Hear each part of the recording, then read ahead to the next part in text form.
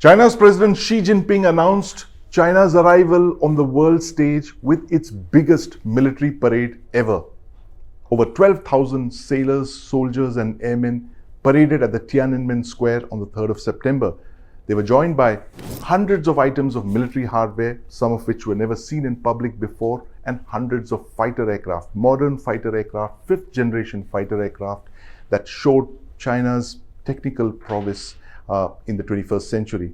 But what are the lessons that one can take away from this very, very important event in China's recent history? What are the lessons that Xi Jinping is trying to tell the world? What are the big takeaways? I'll break it down for you. China, for the first time, displayed its nuclear triad, a combination of land, sea, and air-based nuclear weapons. This one, for instance, the DF-61, the Dongfeng 61, is China's most powerful intercontinental ballistic missile. It has a range of over 15,000 kilometers and it can carry a dozen nuclear bombs or MIRVs.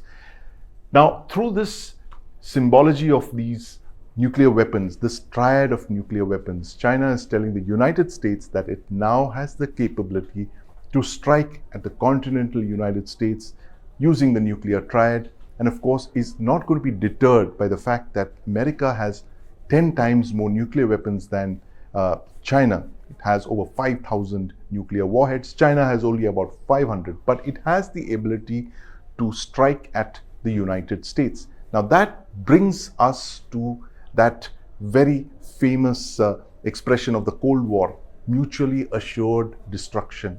Until now, it was only the Russian Federation that had a nuclear triad that could deter the United States. Now, China and Xi Jinping are telling the United States that they are the second country to have the capability to do so. Lesson number 2. 25 heads of government, heads of state were there at the parade with Xi Jinping.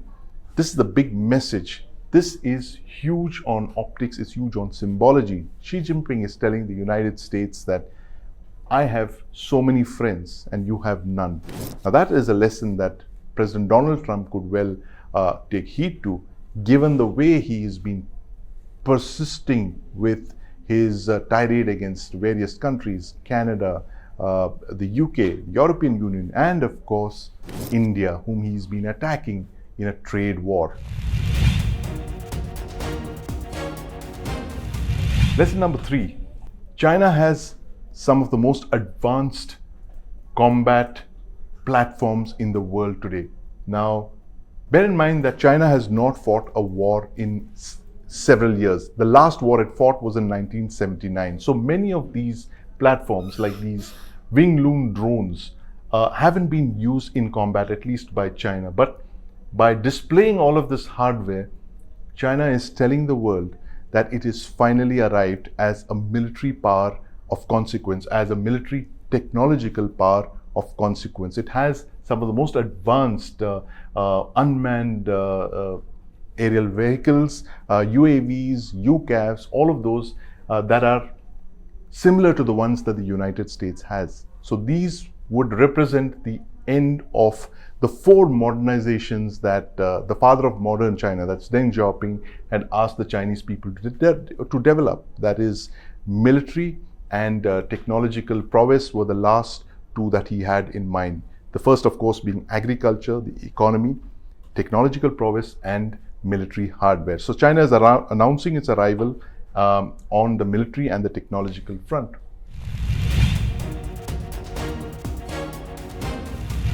Lesson number 4.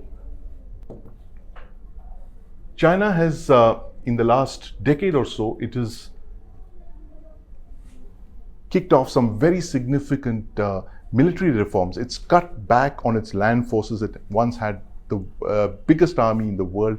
It's now substituting its boots with bots. It's going into a new generation of warfare. It's created new structures like Space Force, an information warfare force. All of these new forces, these networked forces, were displayed here for the first time. Of course, you see platforms like this, directed energy weapons.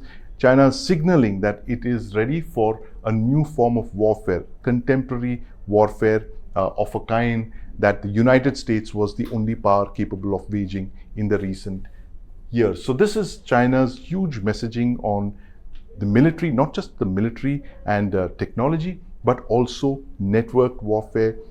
They've put out new systems there, they've put out new structures that can prosecute the next generation of warfare, the 21st century of warfare. And finally, naval power. Now this was a big Achilles heel for the Chinese. For several centuries, they had been dominated by Western powers and of course the Imperial Japanese, because they were so weak in the naval realm. Now through this parade, they've displayed a range of unmanned systems, but also most importantly, naval systems like these drone boats that you see over here, very large unmanned underwater vehicles, carrier-based aircraft that are capable of flying off flat decks that can be launched from aircraft carriers like the Fujian. That's the most advanced Chinese aircraft carrier that has been launched recently to rival those by the United States.